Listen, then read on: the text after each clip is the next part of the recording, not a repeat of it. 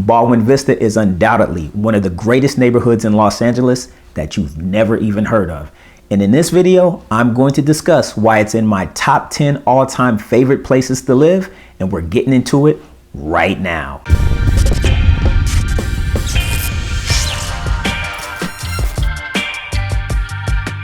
What's up, Dietric Williams, realtor with Compass here in Los Angeles, and welcome back to Info on the Go, the show where I give tips, tricks, and insight on how to buy, sell, or invest in real estate in Southern California. If that's up your alley, something that you like, please make sure you hit that subscribe button, ring that bell so you're notified when I deliver future editions onto YouTube. Now, Baldwin Vista is a neighborhood that sits in a secluded pocket in Los Angeles.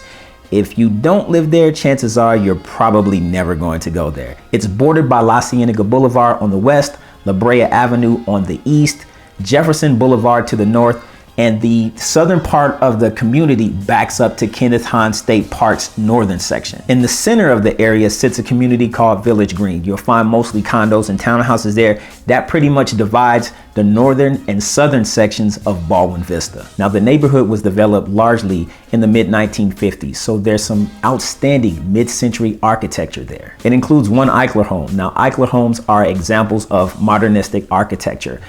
They are affectionately what we call California modern. They typically feature glass walls, post and beam construction, and open floor plans in a style indebted to Frank Lloyd Wright, who designed the Guggenheim in New York City, and Mies van der Rohe, who designed the Seagram's building in Manhattan. These two are pioneers of modernist architecture. Now, Baldwin Vista is buzzing right now, and a whole new generation of young, hip professionals, many of whom work in arts and entertainment, are literally lining up to purchase the homes there and in the surrounding communities of View Park, Baldwin Hills, Windsor Hills, and Culver City. Now, one of the huge draws to the area is that it's about 6 to 8 miles from Hollywood, Venice Beach, and downtown Los Angeles, not to mention less than 2 miles away from downtown Culver City. Now, while the area is a hot commodity, it offers great weather through something we call the Baldwin breeze. Because of the area's elevation, it catches an incredible ocean breeze that keeps the temperatures cooler than the surrounding areas. And because it extends up into the Baldwin Hills mountain range, it catches some of the most breathtaking views that you're going to see in the city of Los Angeles. Now, as I mentioned, the neighborhood backs up to Kenneth Hahn State Park, and some of the streets in the neighborhood allow homeowners to have direct access to the park from their lots. Now, the Baldwin Hills overlook, or what we call the Culver City Stairs, is about a mile away. However, it was recently connected to Kenneth Hahn Park by the Park to Playa Trail, a 13-mile hiking and biking trail that connects a network of parks and trails from the Crenshaw district all the way to the ocean at Playa del Rey. Baldwin Vista is also in fantastic proximity to two Metro Expo line stations, one at La Brea and Jefferson, and the other at La Cienega in Jefferson. The Expo line sits parallel to the northern section of Baldwin Vista and runs all the way from downtown Los Angeles to downtown Santa Monica. Now, the area has slightly smaller homes and a secluded community feel. Some homes in Baldwin Vista, situated south of Sanchez Drive in the hills on such streets as Punta Alta, El Mirador, Cloverdale, and even Veronica, have some of the most tremendous views of downtown Los Angeles, Hollywood, and Culver City. Home styles range from modern to mid-century modern. Most of the homes are single story,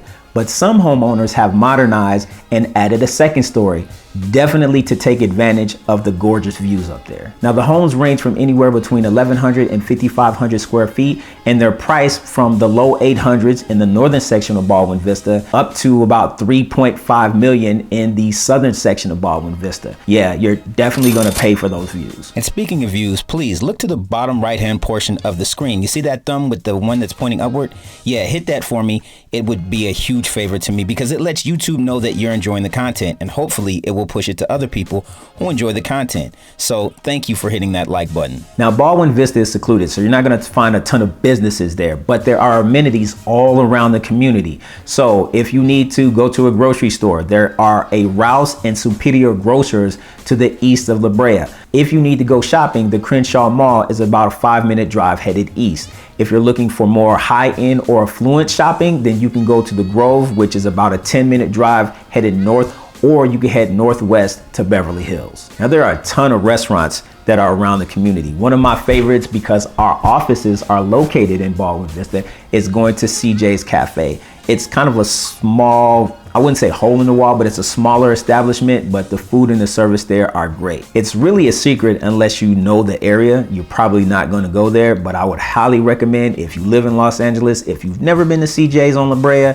you definitely want to check it out. Otherwise, you can go down to the Crenshaw Mall, where there are a Post and Beam, Kickin' Crab, Hotville Chicken, Cafe Creole, BW3 or Buffalo Wild Wings, whatever you want to call it. And one of my all-time favorites, Southern Girls Desserts. This is an award-winning establishment. In fact, the owner designed my wife and I's wedding cake and our son's very first birthday cake. And if you're visiting Los Angeles, you definitely have to stop by Krispy Kreme, which is on the corner of MLK and Crenshaw Boulevard. Now, if you're into recreation, there are a lot of parks that are in the surrounding community, but you're probably going to end up at Kenneth Hahn State Park. And due to the walking trail that extends out to Playa del Rey, that's probably going to be your exercise of choice. Now, if you're looking for schools in the community, Baldwin Hills Elementary School is located right in the neighborhood.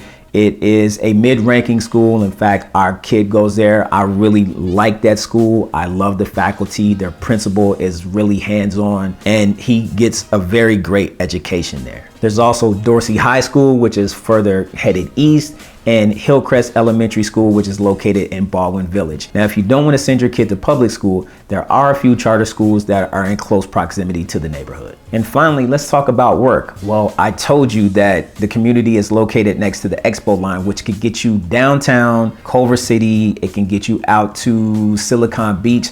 So whatever industry you're in close proximity to working in any one of those fields. So if you're into banking and finance, downtown is probably good for you. If you're in arts and entertainment, Culver City. If you're into tech, then that's Silicon Beach. So the sky is almost the limit in terms of where you can work and getting to and from work without necessarily having to drive and face some of that Los Angeles traffic.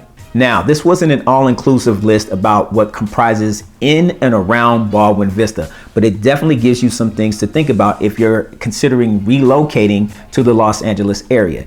Still, it's one of my top 10 favorite places to live, and I like it because of its close proximity to everything, including Culver City, which I talk about in this video right here.